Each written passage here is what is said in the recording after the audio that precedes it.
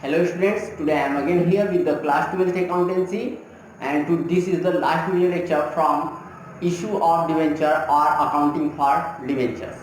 Listen, in previous video lectures we are reading about the all each and every topic, and this is the last topic, writing of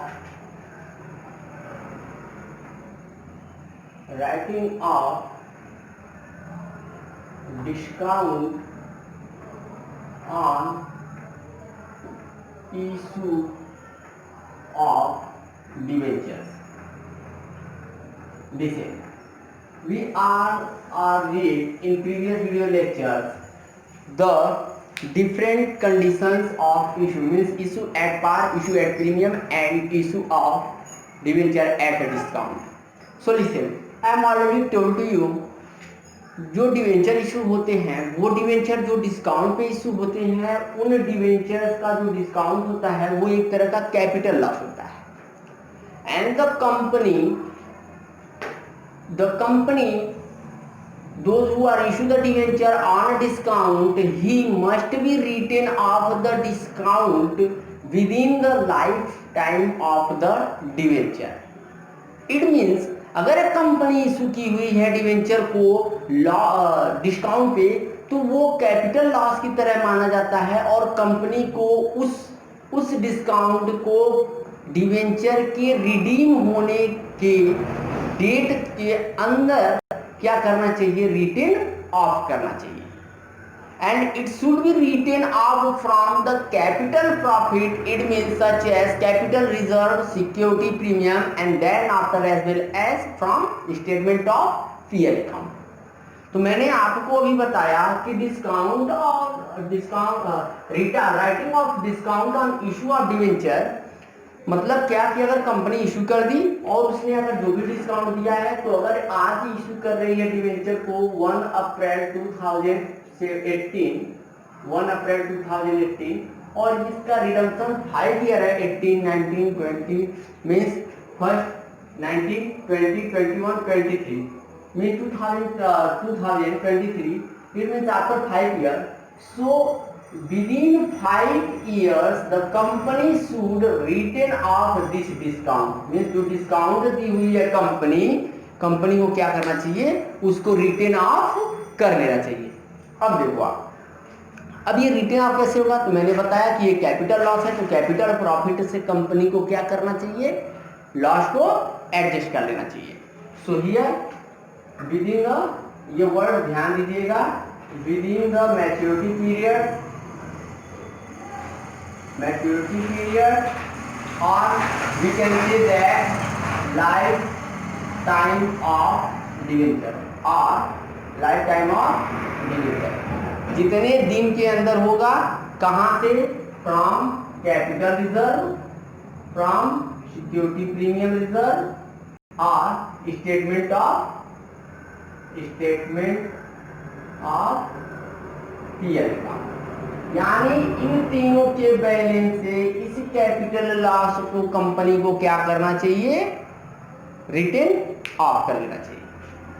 अब देखिए, the company have 2 option for the return of this discount. First option is the whole amount of discount should written off in first year,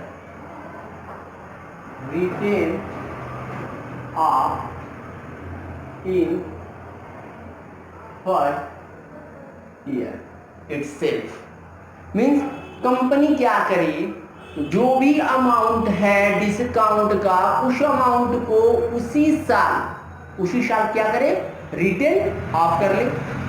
अब देखो second condition क्या है, company में return of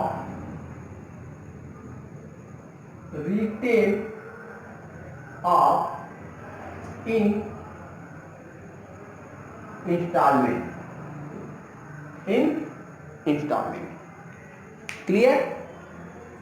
अब देखो होता क्या है कि मान लो अगर कंपनी ने, इफ कंपनी इशू किया और ऐसे सिचुएशन में उसने 50,000 रुपए का डिस्काउंट दे दिया, मतलब 50,000 रुपीज के डिस्काउंट पे इशू किया डिवेंचर को, डिस्काउंट अमाउंट इज 50,000।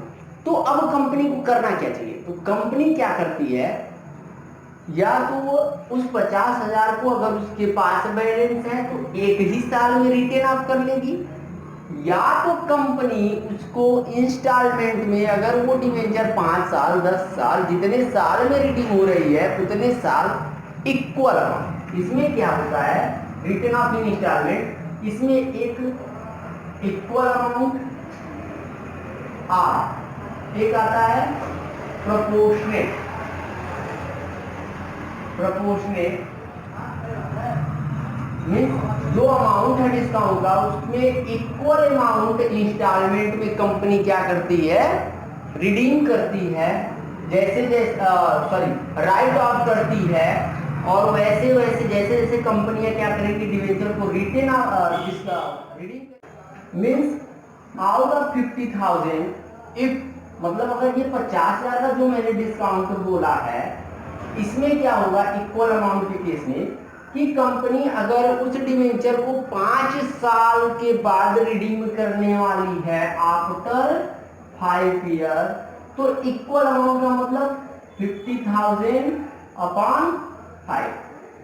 तो देखो यहाँ पे 15,000 upon 5 it means 10,000 each year company have to write off the amount from their balance, means capital ledger, SPR and ये। और मैंने आपको बताया कि ये 10,000, अब ये 10,000 5 ईयर तक कंपनी क्या करेगी, रिडीम करेगी, क्लियर, रिटेन ऑफ करेगी। Now proportionate, in proportionate if A company taking loan for 10 lakh rupees means issue the debenture for 10 lakh, तो पहले साल and company redeem each and every year 2 lakh rupees, मतलब क्या 10 लाख का डिवेंचर कंपनी ने लिया और पर ईयर 2 लाख रुपए क्या करेगी, वापस करेगी, रीपे करेगी। तो कितने साल में ये रिपेड हो जाएगा, टोटल 5 ईयर में हो जाएगा कि नहीं हो जाएगा? 10 लाख का लोन लोगे और आप हर साल 2-2 लाख वापस करोगे, तो 5 साल बाद आप टोटल अमाउंट वापस कर दोगे कि नहीं, हो जाएगा। सोल्यूशन हियर 10 लाख, तो पहले साल कितने का लोन रहेगा कंपनी के पास, फर्स्ट ईयर 10 लाख का, ऑब्वियसली 10 लाख का लोन ले रहे हैं, तो 1 अप्रैल से 31 मार्च तक 10 लाख रुपए का लोन रहेगा हमारे पास। उसी साल 31 मार्च को 2 लाख पेड कर दिए, तो कितना बचेगा लोन, नेक्स्ट 8 लाख, फिर 31 मार्च तक 8 लाख था, 31 मार्च को मैंने 2 लाख रुपए का और रीपे कर दिया, तो कितना बचेगा 6 लाख। उसके फाइनेंशियल ईयर के एंड में कितने का पे कर दिया, 2 लाख, 4 फिर 2, और लास्ट ईयर में 2 का हमने क्या किया, 31 मार्च को पेड कर दिया, तो उसके आगे कोई बैलेंस नहीं रहेगा, क्लियर। सो अब यहाँ पे ये बोलते हैं इसको डिवेंचर आउटस्टैंडिंग, कि कितने का डिवेंचर आउटस्टैंडिंग था पूरे साल, कितने का लोन कंपनी के पास था पूरे साल, क्लियर। तो इतने का था, इस तरह इतने का था, इस तरह इतने का, इस तरह इतने का। अब इसको यानी यहां से कितना टाइम कंपनी के पास लगता, 5 साल, ये 4 साल, ये 3, ये 2 और ये 1 साल। अब इसको क्या करते हैं, जोड़ लेते हैं और इसको बोलते हैं क्या, रेशियो आर प्रोपोर्शनेट, यही होता है प्रोपोर्शनेट। तो प्रोपोर्शन क्या बनेगा, टोटल, इसको देखो, या और 5/15 लिख सकते हैं, टोटल जोड़ लिए, ठीक, 4/15, 3/15, 2/15, 1/15, और ये जो डिस्काउंट रिटेन आप होगा वो कितना होगा, तो मान लो 10 लाख पे अगर हमने 50, चलो हाँ 50,000 रुपए का डिस्काउंट दिया है, तो इस डिस्काउंट को मैंने अभी बताया क्या कि प्रोपोर्शनेट करते हैं, क्लियर? इस प्रपोर्शन में जो अमाउंट आएगा वो उस साल रिटेन अप होगा। सेकेंड ईयर 50,000 का 4/15, 3/15, 2/15, 1/15। जो बैलेंस आएगा उसको हम क्या करेंगे, एक रिटेन ऑफ का अकाउंट बनाएंगे, उसमें उसको रिटेन ऑफ करते जाएंगे। Now listen, for the written off we have to pass the general entry, क्या? Capital reserve account, debit, security premium, reserve account, debit, और statement of P L account, debit to discount on issued of debenture account. This journal entry we have to pass if whole amount written off in a single year, means first year we have to pass this journal entry on that year at once। एक ही बार बस ये journal entry पास होगी कि 50,000 कहाँ से आया। अगर capital reserve में पूरा बैलेंस है तो 50,000, एसपीआर में बैलेंस है तो बैलेंस यहाँ से, पीएल में बैलेंस है तो पीएल से।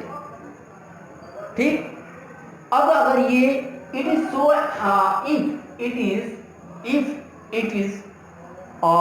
it cannot be written off, then it is so as a unamortized expense,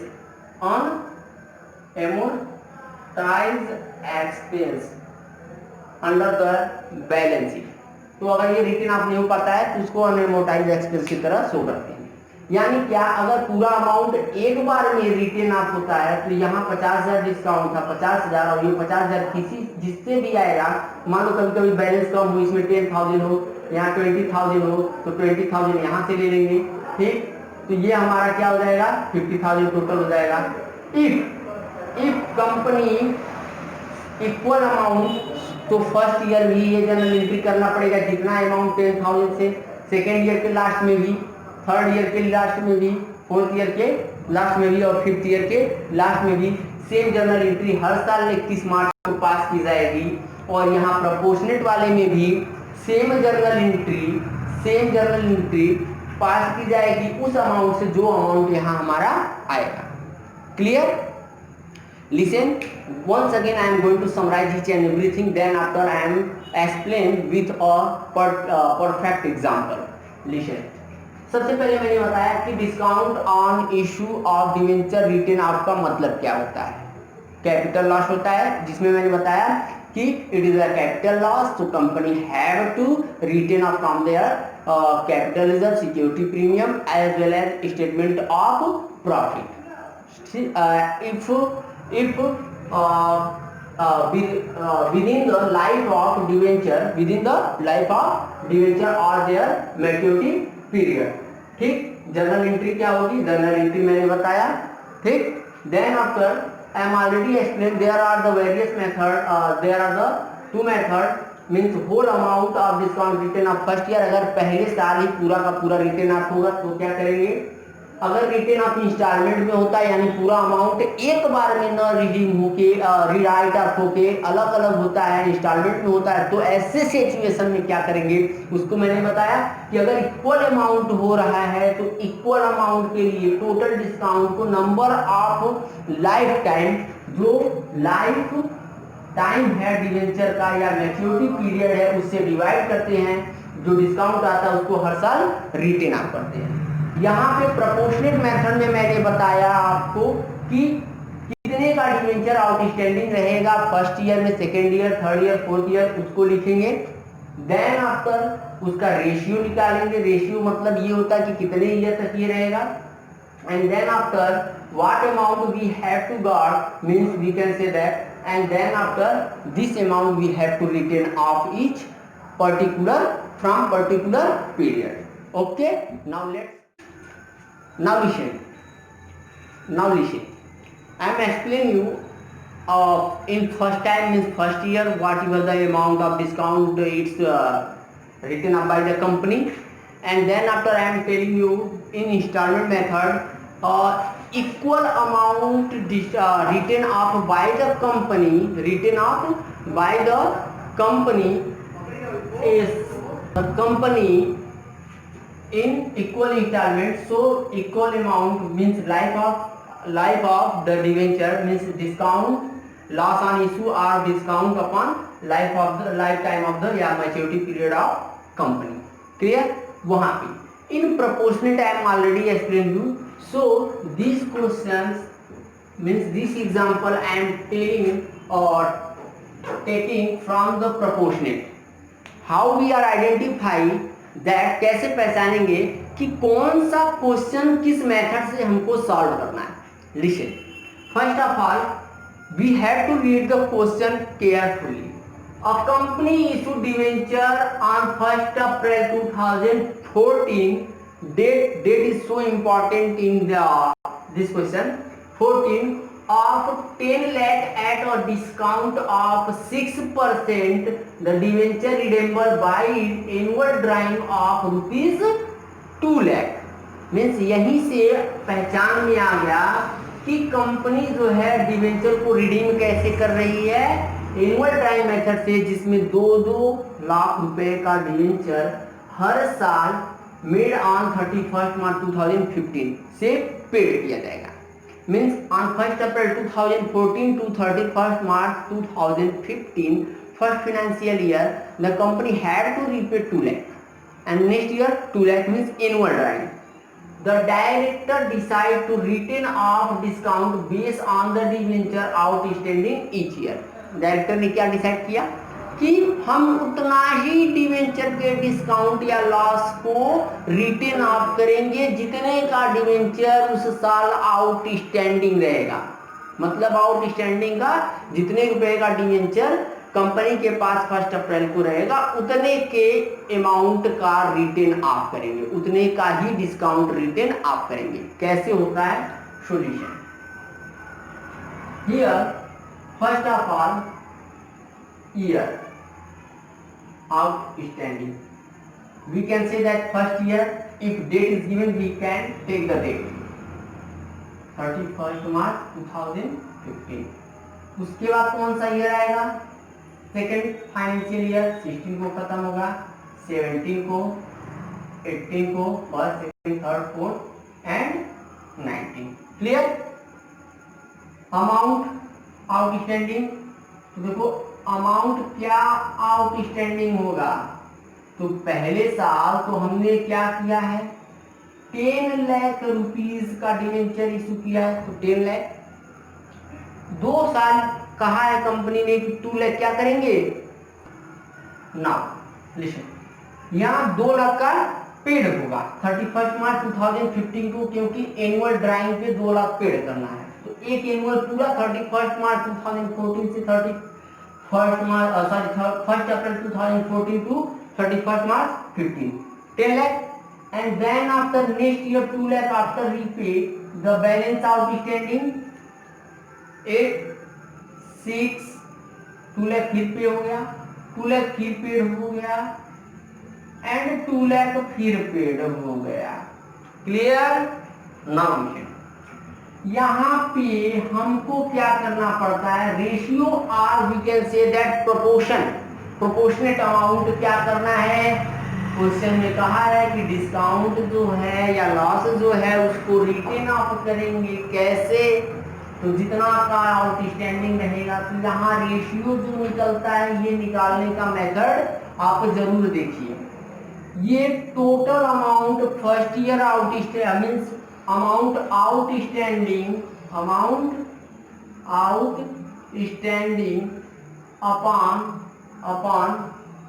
amount repay means redeem amount, we can say that, or amount repay we can say that.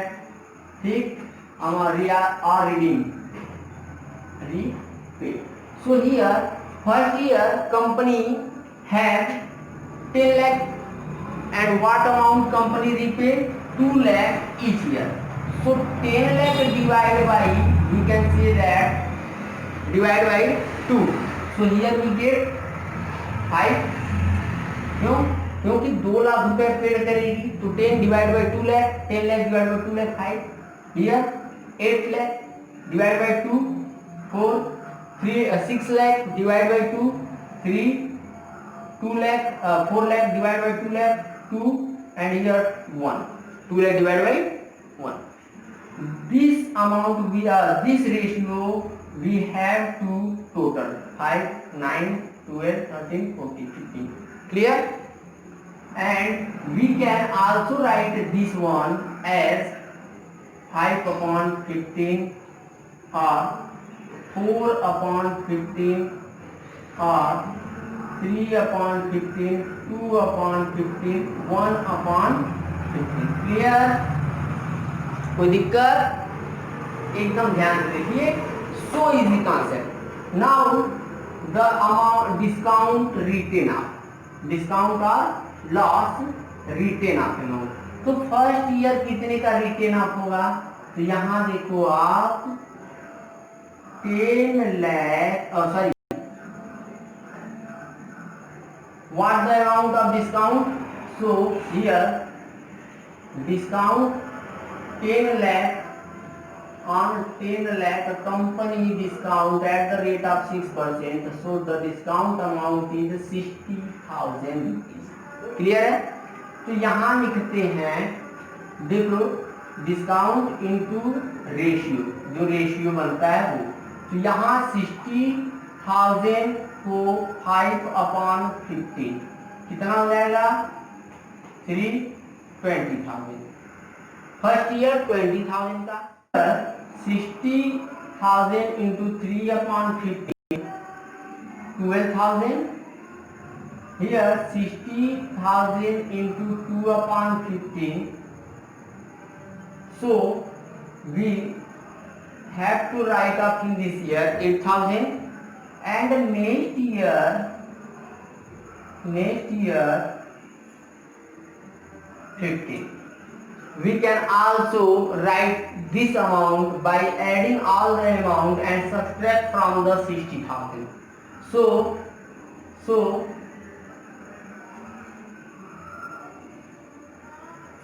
4,000, or we can also write here. And this amount always equal to the amount of discount. So here we can also say that 60,000. Clear? अब देखो इसमें आपको कहीं भी दिक्कत नहीं है. So easy concept, you can easily understand. Discount on issued of debenture written off.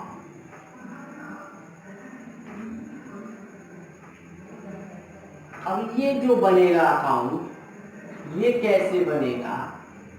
Solution concept आपने पढ़ा होगा कि जो लॉस होता है वो लॉस कैसे पेड किया जाए. लॉस का बैलेंस क्या होता है? हमेशा debit. So here date, here also date, and here amount, particular,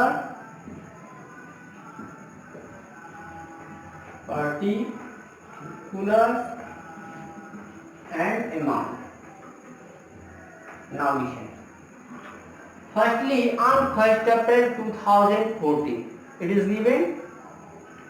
So here on 31st March the balance to discount on issue of debenture, चाहे डिस्काउंट हो या लॉस हो, ऐसे ही लिखते हैं.